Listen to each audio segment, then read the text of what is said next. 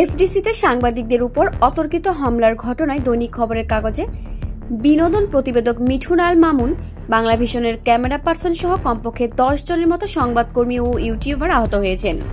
আহতদের প্রাথমিক চিকিৎসার জন্য ঢাকা মেডিকেল কলেজ হাসপাতালে পাঠানো হয়েছে। মঙ্গলবার 23 এপ্রিল সন্ধ্যা 6টার দিকে এই ঘটনার সূত্রপাত।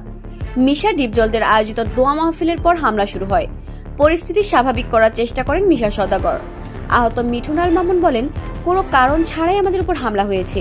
শিবা শানু ও জয় চৌধুরী অশ্লীল ভাষায় বলে ধর, তারপরেই মারামারি শুরু হয়।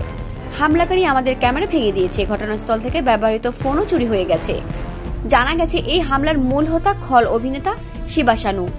এরপর জয় চৌধুরী ও আলেকজান্ডার হামলা চালান। হামলার এক পর্যায়ে পুরো এফডিসির ফাইট ডিরেক্টরও হামলায় অংশ নেন।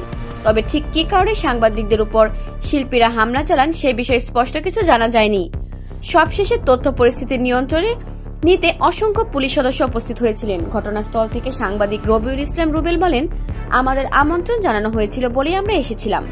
সংবাদ সংগ্রহের জন্য এফডিসিতে আসি, কিন্তু এভাবে সহকর্মীদের উপর হামলা হবে বিশ্বাস করতে পারিনি। হামলাকারীদের শাস্তি দাবি করছি।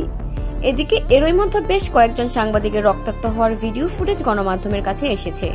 রোদেলা সিমন, লাইভ ডকুমেন্টস।